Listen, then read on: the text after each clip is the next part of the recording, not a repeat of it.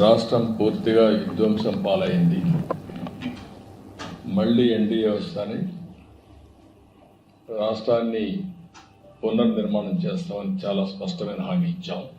వచ్చిన తర్వాత నేను ఒక్క సంవత్సరం రేపటికి 12వ తారీఖు నెక్స్ట్ మంత్కి 1 year అవుతుంది.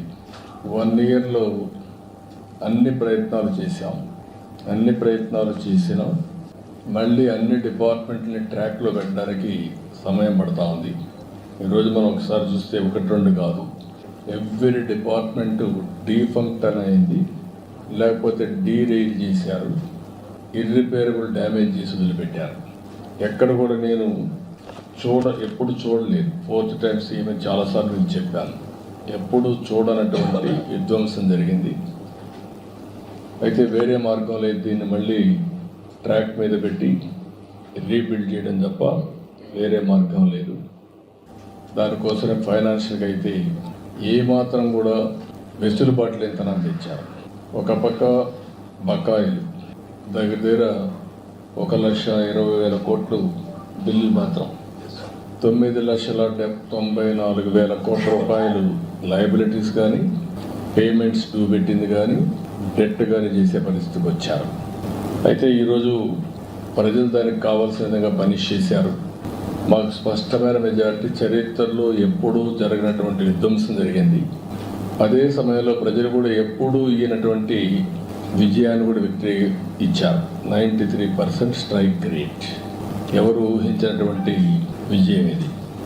అయితే ఈరోజు మేము కూడా ఎంత తొందరలో రెక్టిఫై చేయగలిగే ప్రయత్నం చేస్తున్నాం.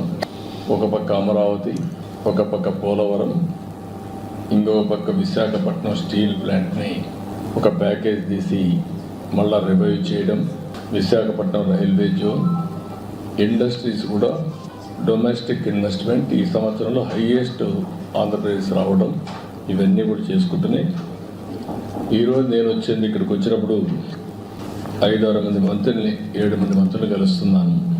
ఒకటి ప్రహ్లాద్ జోషిని కలిచాం. Andhra Pradesh integrated clean energy policy ఒకటి తీసుకొచ్చాం. ఈ పాలసీ ప్రకారం 72 గిగావాట్ల పవర్ని గ్రీన్ ఎనర్జీ ఉత్పత్తి చేస్తామని చాలా స్పష్టమైన హామీ ఇచ్చాం. ఒరిజినల్గా అయితే 160 గిగావాట్లు ఉత్పత్తి చేయాలని, దేశం మొత్తం 500 గిగావాట్ల non fossil fuel based energy capacity తయారు చేయాలని ఒక లక్ష్యంగా పెట్టుకున్నారు. ఆ లక్ష్యాన్ని మేజర్ చంక్ ఆంధ్రప్రదేశ్లో వచ్చేట్టుగా మేము ఒక ప్రోగ్రాం పెట్టుకొని ముందుకు పోతున్నాం.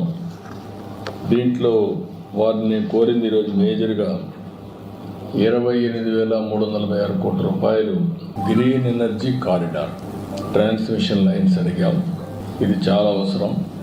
ఎనర్జీని ఉత్పత్తి చేయడమే కాకుండా దాన్ని ట్రాన్స్మిషన్ కూడా చేయాల్సిన అవసరం ఉంది. దానికి ఒప్పుకున్నారు, చేస్తామని చెప్పి హామీ ఇచ్చారు. రాయలసీమలో 11 గిగావాట్ సోలార్ పవర్ని ట్రాన్స్మిట్ చేయాల్సిన అవసరం ఉంది.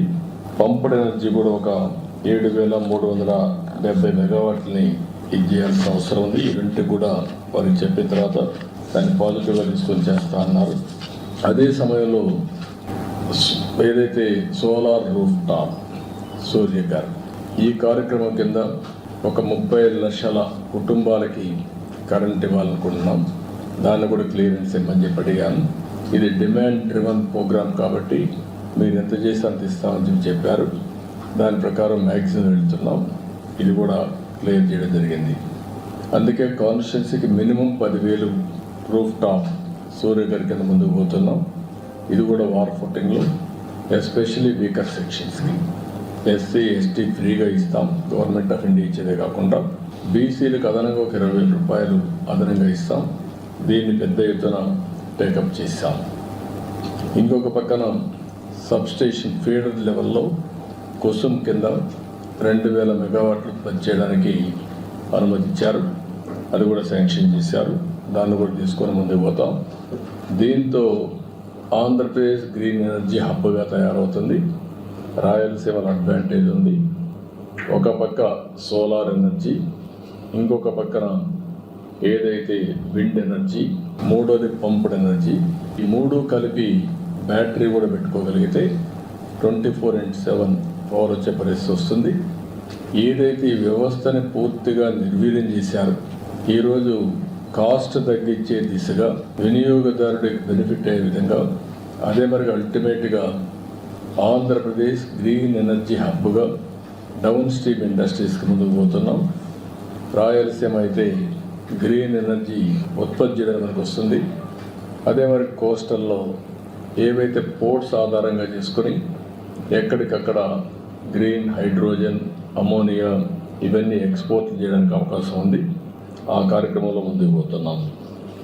అదే సమయంలో రెండోది రాజ్నాథ్ సింగ్ గారిని గెలిచాను. వారిని మనస్ఫూర్తిగా అభినందించారు. ఏది సింధూర్ ఆపరేషన్ గ్రాండ్ సక్సెస్ చేశారు, చాలా ఎఫెక్టివ్గా చేశారు, దానికి అభినందించాను. అదే సమయంలో డిఫెన్స్ కూడా చాలా బాగా చేశారు. దేశం అంతా కూడా మన డిఫెన్స్ పట్ల ఒక నమ్మకం కలిగింది, ఆత్మవిశ్వాసం పెరిగింది, గౌరవం పెంచుకునే పరిస్థితికి వచ్చారు. దానికి అప్రిషియేట్ చేస్తున్నాయి. రాష్ట్రానికి సంబంధించిన కొన్ని డిమాండ్స్ ఉంటే అవన్నీ పెట్టాను. దగ్గర ఒక 4 ఇంపార్టెంట్ ప్లేసెస్, ఇవన్నీ డిఫెన్స్ మ్యానుఫ్యాక్చర్ హబ్స్ కింద.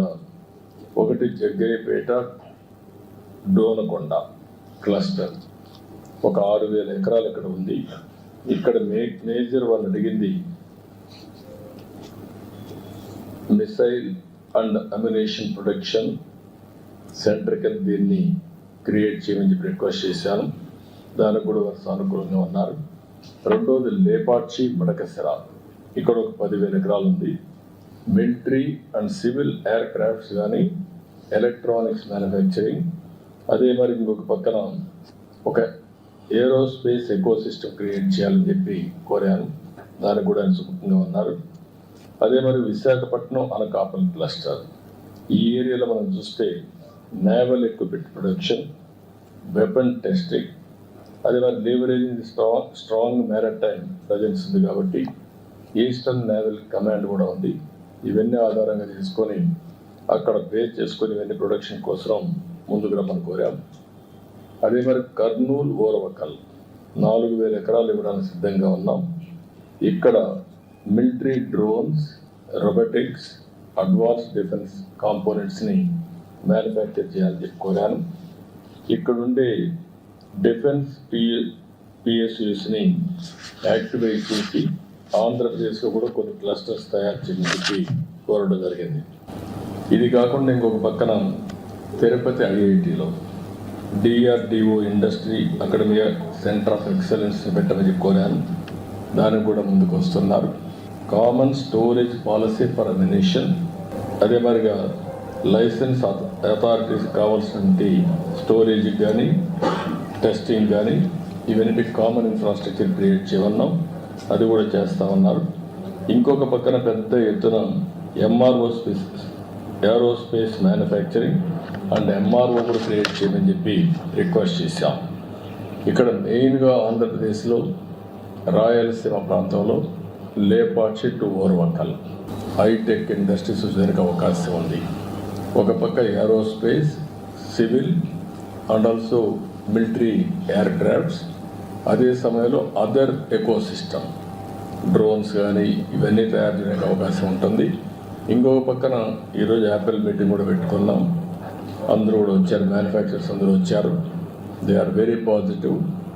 ఎస్పెషలీ బెంగళూరు టు హైదరాబాద్ కారిడార్లో లేపాక్షి టు ఓర్వకల్ ఈ మధ్యలో ఎలక్ట్రానిక్స్ సిటీనే కట్టడానికి వారు సిద్ధంగా ఉన్నారు. వాళ్ళందరితో మాట్లాడాం. వాళ్ళు తొందరలో నాకు 3 నెలల్లో పని ప్రారంభిస్తామని హామీ ఇచ్చారు. ల్యాండ్ అవన్నీ ఫైనలైజ్ చేసి వీఆర్ మూవింగ్ ఫార్వర్డ్. అంటే ఆ రాయలసీమ ఏరియాలో మీరు ఒకసారి చూస్తే లేపాక్షి నుంచి ఓర్వకల్ వరకు ఒకటి ఏరోస్పేస్, డిఫెన్స్, సివిల్ రెండే కూడా ఎయిర్ క్రాఫ్ట్స్ ఇవన్నీ తయారు చేయడానికి, ఎంఆర్ఓ తయారు చేయడానికి ఒక పక్క బెంగళూరు ఎయిర్పోర్ట్ ఉంది, పక్కనే పుట్టపర్తి ఎయిర్పోర్ట్ ఉంది, ఓర్వకల్ ఎయిర్పోర్ట్ ఉంది, అటు సైడ్ పోతే హైదరాబాద్ ఎయిర్పోర్ట్ ఉంది, మధ్యలో కూడా ఇంకొక ఎయిర్పోర్ట్ వచ్చే అవకాశం ఉంటుంది. డిఫెన్స్ కానీ ఈ 2 చాలా వస్తాయి. మూడోది అక్కడికి వచ్చే కొందికి ఎక్కువగా ఎలక్ట్రానిక్స్ కోసం మ్యానుఫ్యాక్చరింగ్ హబ్గా తయారు చేస్తాం. డ్రోన్స్ అన్నీ కూడా మిలిటరీకే కాకుండా కమర్షియల్గా మనం వాడుకోవడానికి ఏమేమి కావాలనో యూస్ కేసెస్ అని తయారు చేసి ఇప్పటికే డ్రోన్ సిటీ పెట్టాం. First of it's kind in India. Use cases అన్ని తయారు చేస్తున్నారు. మ్యానుఫ్యాక్చరింగ్, పైలట్స్ ట్రైనింగ్, ఒక ఎకో సిస్టమ్ క్రియేట్ చేసి కంట్రీకి మొత్తం ఒక హబ్గా తయారు చేస్తున్నాం. కాబట్టి ఇది ఒక పక్కన వస్తుంది. ఇంకొక పక్కన ఏదైతే స్పేస్ ఇండస్ట్రీ ఆంధ్రప్రదేశ్లో ఒక అడ్వాంటేజ్ ఉంది. ఆ అడ్వాంటేజ్ కూడా మీరు ఒకసారి చూస్తే శ్రీహరికోట లాంచింగ్ ప్యాడ్ ఉంది. దేశంలో ఎక్కడ లేని ఇన్ఫ్రాస్ట్రక్చర్ ఉంది. దాన్ని అవకాశంగా తీసుకొని ఆ ఏరియాలో ఒక 2000 ఎకరాల్లో ఒక క్లస్టర్ ఒకటి ఏర్పాటు చేసి, ఒక సిటీ ఏర్పాటు చేసి, ప్రైవేట్ సెటిలైట్స్ లాంచింగ్ అంతా అక్కడ మ్యానుఫ్యాక్చరింగ్, లాంచింగ్ రెంట్ కూడా పోతున్నాం బై యూజింగ్ శ్రీహరికోట. దాన్ని కూడా నేను రిక్వెస్ట్ చేశాను, అది కూడా వర్కౌట్ చేస్తున్నాను. అంటే ఇవన్నీ వస్తే రాయలసీమలో హైటెక్ ఇండస్ట్రీ పెద్ద ఎత్తున వస్తుంది, ఒక హబ్గా తయారవుతుంది, దేశానికి ఒక తలమానికంగా తయారయ్యే అవకాశం వస్తుంది. ఎలక్ట్రానిక్ సిటీ వాళ్ళు కూడా ఎలక్ట్రానిక్ సిటీ వాళ్ళు కూడా మేజర్ కన్సార్టియంలో వాళ్ళు ఉంటారు. ఆల్ మ్యానుఫ్యాక్చరర్స్ ఎంఓఈ చేసుకుంటా ఒక 3 నెలల్లో వర్క్ స్టార్ట్ చేయాలని చెప్పాం. పాలసీస్ అన్ని వర్కౌట్ చేస్తున్నారు.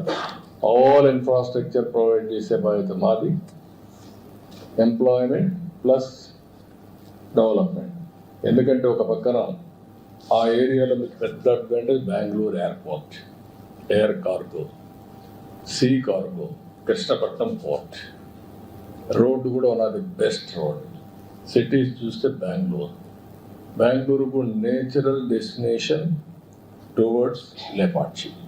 కాబట్టి ఇన్ని అడ్వాంటేజెస్ ఉన్నాయి కాబట్టి they are also showing interest. ఇది పెద్ద హబ్గా తయారు చేస్తాం. That is where we are working. ఇది కాకుండా ఇంకొక పక్కన నేను ఇప్పుడే డిఫెన్స్ మినిస్టర్తో మాట్లాడినప్పుడు భారత్ ఎలక్ట్రానిక్స్ లిమిటెడ్ పాలసముద్రం అనంతపురం జిల్లాలో ఉంది. దీన్ని కూడా లాజికల్గా తీసుకుపోవాలి. మొన్నే అన్ని ఇన్సెంటివ్స్ ఇచ్చాం, లాజికల్గా తీసుకుపోవాలని చెప్పి అడిగాను. దాన్ని కూడా వర్కౌట్ చేస్తా ఉన్నారు.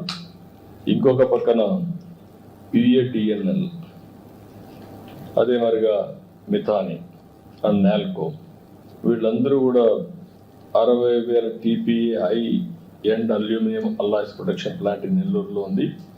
దానికి కూడా అన్ని క్లియరెన్స్ ఇచ్చాం. దాన్ని తొందరలో అమలు చేయమని చెప్పి రిక్వెస్ట్ చేశాను. ఇంకొక పక్కన ఇవి కాకుండా ఏదైతే మనకు నాగాయలంక ఇప్పుడు మిసైల్ టెస్ట్ రేంజ్ మొన్నే ఇచ్చారు. అంత మునిపే మిసైల్ టెస్ట్ రేంజ్ ఫెసిలిటీస్ సూర్యలంకలో వచ్చాయి.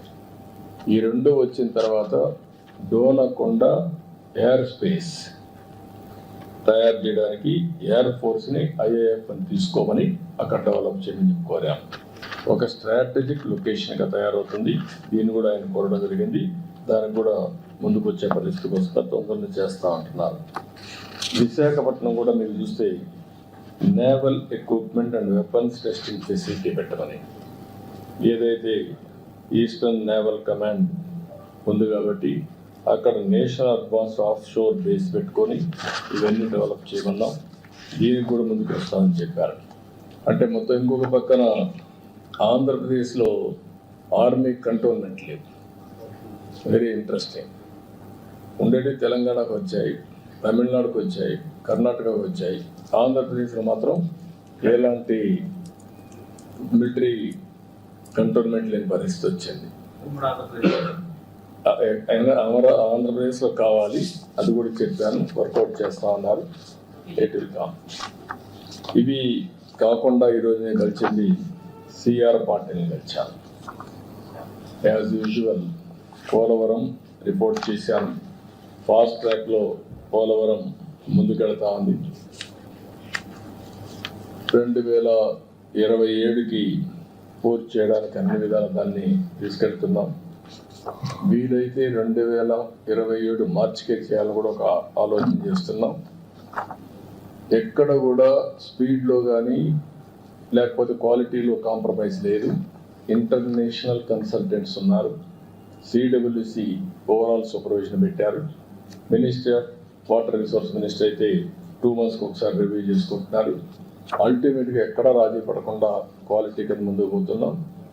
ఎలాంటి రాజీ పడకుండా ఓవర్ ల్యాపింగ్, ఓసారి క్వాలిటీ కాంప్రమైజ్ కాకుండా టైం కావాలంటే తీసుకుని కంటిన్యూగా ప్లానింగ్ చేసి ఎంత తొందరగా అయితే తొందరలో పోలవరం పూర్తి చేసి జాతికి అంకితం చేస్తాం. పోలవరం మీ అందరికీ తెలుసు, ఒక డ్రీమ్ ప్రాజెక్ట్. తెలుగు జాతికి ఇది ఒక పెద్ద వరం. అలాంటి ప్రాజెక్ట్ని డయాఫామ్ వాల్ మొత్తం గోదావరిలో కలిపేసి ఈరోజు మళ్ళీ వేరే డయాఫామ్ వాల్ 400 కోట్లతో చేసిన దాన్ని ఈరోజు దగ్గర 980 కోట్లు ఖర్చు పెట్టే పరిస్థితికి వచ్చాం. డబల్ది, మోర్ దెన్ డబల్ మళ్ళా ఖర్చు పెట్టి ప్యారలల్ డయాఫామ్ వాల్ కట్టే పరిస్థితికి వచ్చాం. కాస్ట్ కూడా పెరిగింది. అయితే ఓసారి ప్రజాస్వామ్యం హెవీ ప్రైస్ కూడా పే చేస్తుంది, అదే జరిగింది. ఏదైనా కూడా ప్రాజెక్ట్ని ఏమాత్రం నిర్లక్ష్యం చేయకుండా పూర్తి చేస్తున్నాం. It is going on war footing. తప్పకుండా 2027 పూర్తి చేసి జాతికి అంకితం చేస్తాం. As per the schedule, even ahead of the schedule. Water level కూడా ఫేజ్ 1 పూర్తి అవుతానే. అది మనకు బైఫర్కేషన్ యాక్ట్లో పెట్టినటువంటి ప్రొవిజన్. అది పూర్తి స్థాయి నీళ్లు పెట్టాలి. దానికి రీహాబిలిటేషన్ అంతా గవర్నమెంట్ ఆఫ్ ఇండియా ఇవ్వాలి. దాన్ని కూడా గవర్నమెంట్ ఆఫ్ ఇండియాతో వర్కౌట్ చేసుకుంటాం. ఇక్కడికి వచ్చినప్పుడు మళ్ళీ పోలవరం బనకచెర్ల ఒక ప్రాజెక్ట్. దీన్ని ఎక్కడికక్కడ వర్కౌట్ చేస్తున్నాం. ఇందులో కూడా ఎందుకంటే గవర్నమెంట్ ఆఫ్ ఇండియా మొత్తం చేయమంటే అన్ని రాష్ట్రాలు ఉన్నాయి కాబట్టి చేస్తారని వాళ్ళు ఒకరే చేయలేదు. కాబట్టి మేము అడిగింది government of Andhra Pradesh, government of India HAM మోడల్లో ముగ్గురం కలిసి చేద్దాం. ఇది పెద్ద ప్రాజెక్ట్కి 80,000 కోట్లు అవుతుంది. 200 TMCF నీళ్లు డైవర్ట్ చేయాలని, గోదావరి నుంచి నేరుగా బనకచెర్లకు 200 TMC నీళ్లు తీసుకుపోగలిగితే ఇది గేమ్ చేంజర్. ఇందులో 3 బిట్లు ఉంటాయి. ఒకటి first Godavari Krishna, 2 Krishna to Nagarjunasagar right main canal, అక్కడ రిజర్వాయర్ కూడా వస్తుంది, గొల్లాపల్లి రిజర్వాయర్ వస్తుంది. అక్కడి నుంచి వెలుగొండ కూడా నీళ్ళు వెళ్ళే పరిస్థితి వస్తుంది గ్రావిటీతో. థర్డ్ బిట్ గొల్లాపల్లి నుంచి నాగార్జునసాగర్ రైట్ మెయిన్ కెనాల్ నుంచి Banakacherla, that is the gateway. అక్కడికి వెళ్తే ఆల్ రిజర్వాయర్స్కి, ఆల్ కెనాల్స్కి మనం కనెక్ట్ చేసే పరిస్థితి వస్తుంది. ఇన్క్లూడింగ్ సోమశిల, కందలేర్ అండ్ తిరుపతి బాలాజీ సాగర్ కూడా వచ్చే పరిస్థితి, రిజర్వాయర్కి వచ్చే పరిస్థితి వస్తుంది. ఇది మొత్తం కలిసి దగ్గర 80,000 కోట్ల రూపాయలు అవుతుంది. దీనివల్ల గాలేరు నగరికి, హంద్రి నివాకి, తెలుగు గంగకి, వెలుగొండకి అన్నిటికీ ఆల్మోస్ట్ అన్నిటికీ ఇచ్చే పరిస్థితి వస్తుంది. దీన్ని తొందరలోనే 1 month లోపల ఎగ్జామిన్ చేయమన్నాం. ఇది ఎవరికి కూడా వ్యతిరేకం కాదు. ఈరోజు తెలంగాణ రాష్ట్రంలో అక్కడ చిన్న ప్రాజెక్ట్, వాడు కూడా కొన్ని ప్రాజెక్టులు చేస్తున్నారు గోదావరి మీద. అక్కడ మిగిలిన నీళ్ళు ఇక్కడికి వస్తే ఇక్కడ ఏ రాష్ట్రానికి పోయే పని లేదు. ఈ నీళ్ళన్నీ నేరుగా విత్ ఇన్ ది స్టేట్. ఇది intra river linkage, not inter state river linkage. Water dispute కూడా లేని ప్రాజెక్ట్. వేరే రాష్ట్రానికి అభ్యంతరం ఉండడానికి అవకాశం లేదు. ఎందుకంటే ఈ నీళ్ళన్నీ కిందికి వచ్చిన తర్వాత కిందన వచ్చిన నీళ్ళని, సముద్రంలో పోయే నీళ్ళని, మిగులు జలాల్ని ఆధారంగా చేసుకుని ఈ ప్రాజెక్ట్ కట్టుకుంటాం. దీనికి గవర్నమెంట్ ఆఫ్ ఇండియా పర్మిషన్ ఇస్తే ఇమీడియట్ వర్క్ స్టార్ట్ అవుతుంది. దీన్ని కూడా వర్కౌట్ చేస్తున్నాం. గోదావరి జలాల్లో మిగులు జలాలు కాకుండా ఇప్పటికే గోదావరి జలాల పైనంతా కట్టారు. సౌత్ ఇండియాలో గోదావరి ఒకటే ఎక్కువ నీళ్ళు వచ్చే river. 100 years average 2000 TMC water సముద్రంలోకి పోయింది ఆవరేజ్. ఈరోజు తీసుకున్న నీళ్లు 200 TMC నీళ్లు, మిగులు జలాలు సముద్రంలోకి పోయే నీళ్ళని ఇక్కడ డైవర్ట్ చేసుకుంటున్నాం కరువు ప్రాంతానికి. కాబట్టి ఎవరికి అభ్యంతరం పర్లేదు. అందరితో మాట్లాడతాం, అందరిని కన్విన్స్ చేస్తాం. అందరం కలిసి గోదావరి నీళ్ళు వాడుకుంటాం. అందరితో మాట్లాడుతున్నారు, మాట్లాడి దాన్ని సార్ట్అవుట్ చేసి ముందుకు వెళ్తాం. అందరితో కూడా మాట్లాడుకోవాల్సిన అవసరం అని మాట్లాడుతూ ఉన్నారు. ఇంకా చిన్న చిన్న ప్రాజెక్ట్స్ ఉంటే అవన్నీ కూడా వారికి ఇచ్చాను. ఇరిగేషన్లోని మోడర్నైజేషన్ కింద ఏదైతే మొత్తం ఇరిగేషన్ మోడర్నైజేషన్ కింద CATWH అని ఒక ప్రాజెక్ట్ ఇది. దీనికి ఒక 100 కోట్ల రూపాయలు ఇస్తే పైప్ లైన్లో నీళ్ళు తీసుకెళ్ళడం, కాలువలు కాకుండా ఒక పైలట్ చేస్తున్నారు. అది కూడా ఇమ్మన్నాం, అది కూడా ఇస్తామని చెప్పి ఒప్పుకున్నారు. రెండోది ఏపీ మన నేషనల్ హైడ్రాలజీ ప్రాజెక్ట్ కూడా ఒక 2-3 నెలల్లో శాంక్షన్ చేస్తూ ఉన్నారు. మొత్తం మ్యాపింగ్ చేయడం, ground water, surface water, soil moisture అన్ని ఇది చేసి వాటర్ మేనేజ్మెంట్ కోసం అది కూడా వర్కౌట్ చేస్తున్నాం. అవన్నీ రిపేర్ చేయాలి. అది నేను ఈరోజు డిస్కస్ చేయలేదు, అది ఆటోమేటిక్గా చేపిస్తాం. స్పేస్ టెక్నాలజీ ఒకటి మాట్లాడాను. 2 విజ్ఞాన్ ధార కింద తిరుపతి IIT ఉంది, ఐజర్ ఉంది. సతీ సైఫ్ అంటే sophisticated analytical and technical help institute ఒకటి, సోఫిస్టికేటెడ్ అనలిటికల్ ఇన్స్ట్రుమెంటల్ ఫెసిలిటీ 2 కూడా పెట్టమని చెప్పి కోరాను. ఈ అగ్రీడ్, ఆయన వర్కౌట్ చేస్తా అన్నారు, ఇది కూడా వస్తుంది. National supercomputer machine Tirupati IITలో కానీ ఐజర్లో పెట్టమని చెప్పి ఒకటి రిక్వెస్ట్ చేశాం. Biotechnology bioridge scheme medtech zone ఉంది, అందులో దీన్ని పెట్టమని చెప్పి కోరాం. అది కూడా అటు state government of India, medtech 3 కలిసి ట్రైపేటరేట్ అగ్రిమెంట్ చేసుకొని చేస్తూ ఉన్నారు. CSIR ల్యాబ్ ఆంధ్రప్రదేశ్ లేవు, 37 ఉన్నాయి. 37లో చూస్తే ఈ ల్యాబులు లేని ఏకైక రాష్ట్రం ఆంధ్రప్రదేశ్. ఎంతో పని హైదరాబాద్లో అన్నీ వచ్చాయి, 300 దాకా వచ్చాయి. ఇక్కడ మాత్రం ఏది రాలేదు. ఆ విషయం చెప్పాను. ఇమీడియట్గా సెట్ చేస్తా అన్నారు, ఇది కూడా శాంక్షన్ చేస్తా ఉన్నారు. ఇది కాకుండా స్పేస్ సిటీది నేను ముందే చెప్పాను. స్పేస్ సిటీ వస్తే ఈ సెటిలైట్స్ అని ప్రమోట్ చేయడం, కమర్షియల్ సెటిలైట్స్ రావడం, కాస్ట్ ఆఫ్ సెటిలైట్ వల్ల మొత్తం డేటా కలెక్షన్ చాలా ఈజీ అవుతుంది. దీన్ని కూడా వర్కౌట్ చేస్తున్నారు. ఫైనల్గా హోమ్ మినిస్టర్ గారు రివ్యూ పెట్టారు ఈరోజు లా అండ్ ఆర్డర్ పైన. ఆయనతో కూడా రివ్యూ చేసుకున్నాం. రివ్యూ చేసిన తర్వాత హోమ్ మినిస్టర్ గారు నేను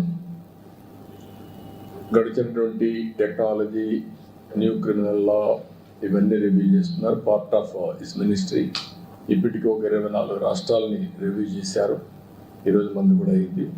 దానికి కొన్ని సూచనలు ఇచ్చారు, అవన్నీ చేస్తున్నాం. అదే సమయంలో నేను పర్సనల్గా కలిసి అమరావతి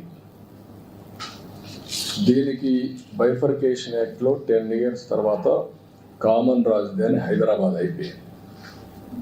ఇప్పుడు నోటిఫై చేయాల్సిన అవసరం ఉంది. ఇంత మునిపే అమరావతిని క్యాపిటల్గా చెప్పారు, రికగ్నైజ్ చేశారు. ఇప్పుడు యాక్ట్లో పెట్టారు కాబట్టి 10 years అయింది కాబట్టి దీన్ని యాక్ట్లో పెట్టి బైఫర్కేషన్ యాక్ట్లో నోటిఫై చేయాల్సిన అవసరం ఉంది. అది కూడా చెప్పాను, చేస్తూ ఉన్నారు. అమెండ్మెంట్స్ తీసుకొస్తామని చెప్పి హామీ ఇచ్చారు. అదే మరి రాయలసీమలో ఉండే వాలంటీర్ ఆర్గనైజేషన్ RDT ఆ విషయం కూడా మన హోమ్ మినిస్టర్ గారి దృష్టి తీసుకొచ్చాను. ఎందుకంటే one of the best servicing organisation అది. ఎప్పటి నుంచో అక్కడ హెల్త్, ఎడ్యుకేషను, రాయలసీమ డెవలప్మెంట్ కోసం ఎనలేని కృషి చేశారు. నేను లెటర్ ఇచ్చి దీన్ని తప్పకుండా కన్సిడర్ చేయాలని చెప్పి రిక్వెస్ట్ చేశాను. అది కూడా ఎగ్జామిన్ ఇచ్చేస్తానని చెప్పి హామీ ఇచ్చారు. ఈ బ్రీఫ్గా నిర్మలా సీతారామన్ గారి దగ్గరికి వచ్చినప్పుడు మాకుండే ఫైనాన్షియల్ ప్రాబ్లమ్స్ అన్నీ ఎప్పటికప్పుడు ఎక్స్ప్లెయిన్ చేసి, ఇంకా బెయిల్అవుట్ కావడానికి ఇంకా కొంచెం టైం పడుతుంది, ఏ విధంగా చేస్తారో శాసకి కింద కానీ, లాస్ట్ టైం ఒక స్కీమ్ పెట్టారు, పూర్వోదయ స్కీమ్ పెట్టారు. ఆ పూర్వోదయ స్కీమ్ కింద కొంత డబ్బులు ఇప్పించమని కోరాను. ఈ 2 కాకుండా ఇంకొక పక్కన మనకు బకాయిలు రావాల్సినవి అంటే వేరియస్ రీజన్స్ వల్ల కట్ చేశారు, అవి కూడా ఇమ్మని చెప్పి రిక్వెస్ట్ చేశాను. ఇవి కాకుండా ఫైనల్గా బనకచర్ల, పోలవరం ఆర్థిక సహాయం చేయడానికి ఫైనాన్షియల్ స్ట్రక్చరింగ్ కోసం రిక్వెస్ట్ చేశాను. దానికి కూడా వర్షంగా ఉన్నాను. ఇది బ్రీఫ్గా. రేపు నీతి ఆయోగ్ 2047 ఏదైతే విజన్ 2047 వికసిత్ భారత్, దీనికి కావాల్సిన అరేంజ్మెంట్ చేయడం కోసం, లేకపోతే వేరియస్ ఐడియాస్ తీసుకోవడం కోసం ప్రధానమంత్రి పెట్టాడు. దానిపైన I will give my presentation, then I will tell you. For all. అంటే మన స్టేట్ గారు కొత్తగా ప్రాజెక్టులను అడుగుతున్నారు. నేను ప్రధానమంత్రి గారిని కానీ మిమ్మల్ని కానీ విజ్ఞప్తి చేసేది, money is not the issue. మీరు గుర్తుపెట్టుకోవాలి, ఆల్వేస్ ఒక పాజిటివ్ పబ్లిక్ పాలసీ. దేశంలో ఆర్థిక సంస్కరణలు వచ్చాయి. ఆర్థిక సంస్కరణలు రాకమునకు 2%, 3% ఎకనామిక్ గ్రోత్ ఉండేది. ఆర్థిక సంస్కరణలు వచ్చిన తర్వాత గ్రోత్ అబ్నార్మల్గా పెరిగింది. మనకు IT advantage, first mover advantage వచ్చింది. అదొక పబ్లిక్ పాలసీ. ఒక్క ఐటీతో ఈరోజు ప్రపంచం మొత్తం భారతీయుల యొక్క శక్తి, హైయెస్ట్ పర్ క్యాపిటల్ ఇన్కమ్కి చిరునామాగా తయారయ్యారు. అందులో ఫస్ట్ మూవర్ కింద తెలుగు వాళ్ళు ఉన్నారు కాబట్టి 33% తెలుగు వాళ్ళు తయారయ్యే పరిస్థితికి వచ్చారు. మనం పెట్టిన policy demographic dividend as a windfall వచ్చింది. India is only the country having advantage, demographic dividend.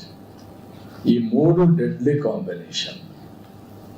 మీరందరూ ఎంతో పైన ఎంత డబ్బులు ఇస్తారు, 1000 కోట్లు ఇస్తారా, 50 కోట్లు ఇస్తారా, ఇందులో ఉన్నారు.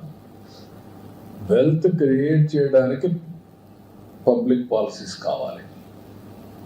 పబ్లిక్ పాలసీలు కూడా మీరు చూస్తే ఒకప్పుడు పీపీపీ మోడల్స్ వచ్చాయి, public private partnership. Now public private పార్ట్నర్షిప్లోనే వైబిలిటీ గ్యాప్ ఫండింగ్ వస్తుంది, హ్యామ్ మోడల్స్ వస్తున్నాయి. మనం గుర్తుపెట్టుకోవాలి, ఒక పక్క వెల్ఫేర్ ఇస్తున్నాయి, ఇంకొక పక్కన ఏ విధంగా అభివృద్ధికి ఎలాంటి అడ్డంకులు లేకుండా ఏ విధంగా ఫైనాన్షియల్ సపోర్ట్ మొబిలైజ్ చేయాలి, మాస్టర్ చేయాలి, అది ఇంపార్టెంట్. అట్లా కాకుండా ఎంచోగానే డబ్బులు ఎక్కడి నుంచి వస్తాయి చెప్పండి.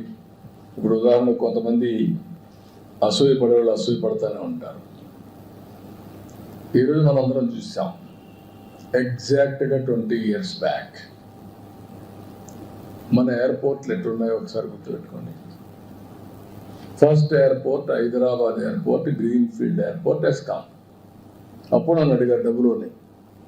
ఆనాటి ప్రధానమంత్రి గారు కూడా అన్నారు, వాజ్పేయి గారు అడిగారు, బాబు నువ్వు కొత్త ఆలోచనలు వస్తావు, డబ్బులు ఎక్కడున్నాయన్నాడు. సార్ మీ డబ్బులు నాకు అవసరం లేదు, నేను అడిగేది ఒక పాలసీ.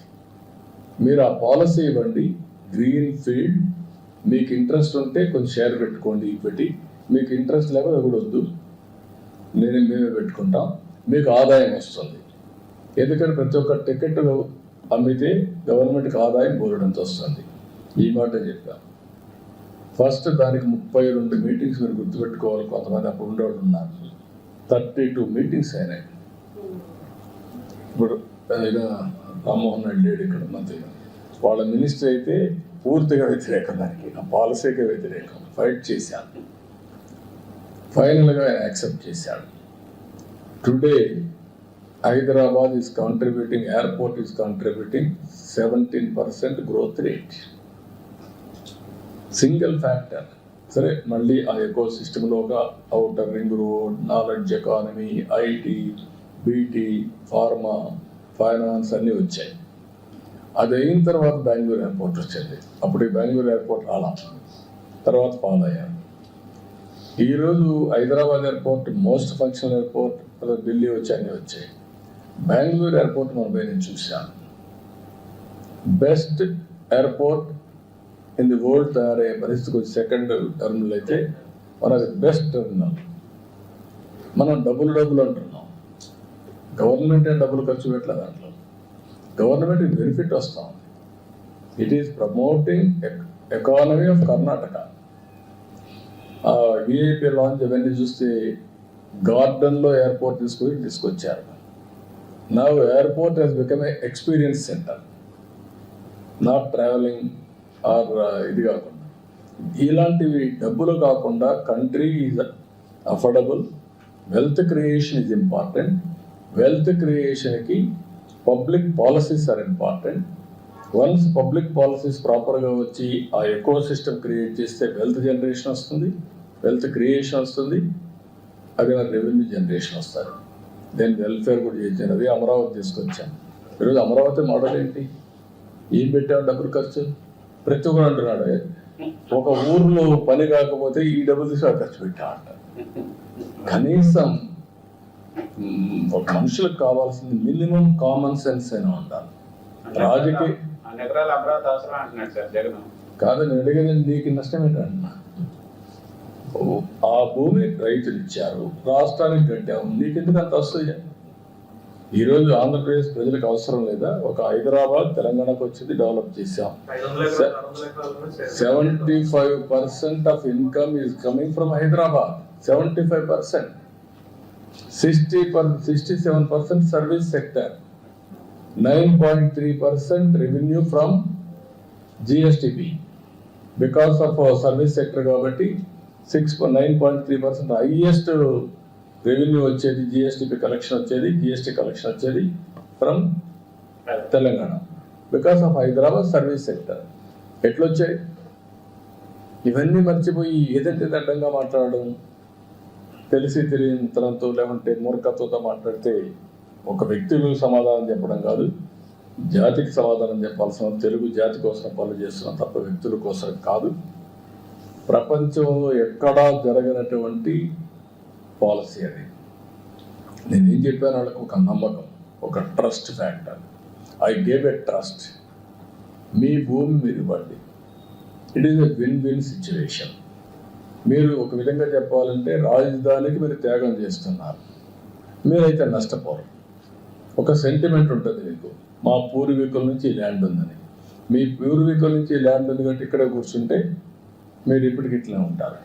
రాజధానికి ఇస్తే చరిత్ర తిరగరాస్తారు, మీ జీవితాలు కూడా మెరుగుపడతాయని చెప్పారు. ఒక నమ్మకం ఇచ్చారు, కొంత సఫర్ కూడా అయ్యారు. 29,000 ఎకరాలు, 29,000 మంది రైతులు, 34,000 ఎకరాలు ల్యాండ్ పూలింగ్లు ఇచ్చిన చరిత్ర ఒక్క అమరావతికి వచ్చింది. దాన్ని కూడా చిన్నాభిన్నం చేయడానికి అన్ని విధాల ప్రయత్నం చేశారు, ఏం చేయలేకపోయారు. ఆ power of Amaravati is so strong. ఇప్పుడు నిన్న నేను చూసింది, అక్కడ హైదరాబాద్, బెంగళూరు లాంటి ఎయిర్పోర్ట్ ఇంకా బెటర్ ఎయిర్పోర్ట్ ఇక్కడ రావాలి. మనం డబ్బులు పెట్టడం లేదు, వాళ్ళే కడతారు. వాళ్ళు కడితే మనకు రెవెన్యూ వస్తుంది, అమరావతిలో ఇంటర్నేషనల్ ఎయిర్పోర్ట్ వస్తుంది, రావాలి. కాకపోతే డెవలప్ అవుతే ఎట్లా అంటే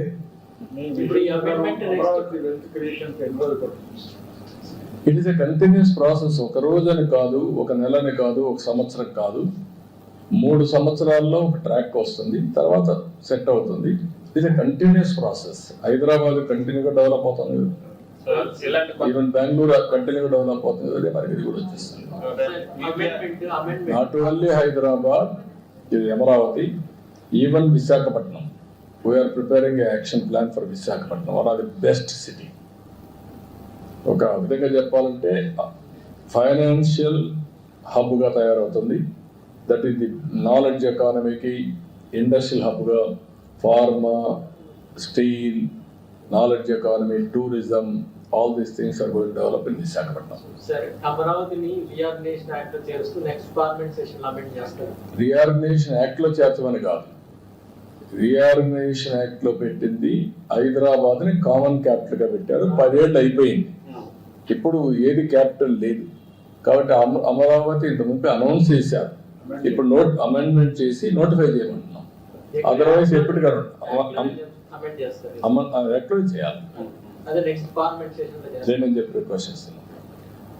So if you can throw light on your visit to Delhi, especially your meeting with Rajnath Singh in the wake of the different projects that you proposed from Andhra. No, I asked so many projects, 5 clusters I asked him. Sainik schools also, private schools, he is saying PPP model they are giving. 100 Sainik schools, PPP model. We asked him, already 4 are sanctioned from Andhra Pradesh. We will get some more. Anything else that you spoke to Rajnath Singh about, because you also congratulated him for Operation Sindoor? No, they have done extremely well. I congratulate him. Our defense played a major role under the leadership of Prime Minister and also execution by Rajnath Singh as Defense Minister.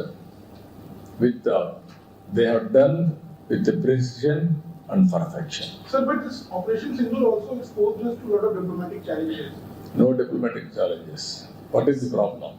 So the No, anybody, I am asking you, can you support terrorism? If world has watched terrorism, we are fighting against terrorism. Not only terrorism, any violence, any kind, either extremism or rowdyism or economic terrorism, country cannot bear it. Terrorist activities, any form, all of us has to condemn. Otherwise, what is the safety for you to sit here? I am asking you. You want that life? Any civilized world? We are living in a civilized world. Civilized world cannot tolerate terrorist activity or terrorism for that matter. So my next question is on the tolerance bit. On the Operation Sindoor, on the recent arrest of Ashoka University professor, just for opinionating his opinions, he was a little critical of the government and he was arrested. So when we talk about Vincent Bharat and also talk about... No, what I am asking you, nation first. Yes. By sitting in the nation, you can talk. You cannot talk other countries or praising other countries. What is that? I am asking you. Democracy. But by damaging, even by sitting in India, you can operate for Pakistan. Is it right?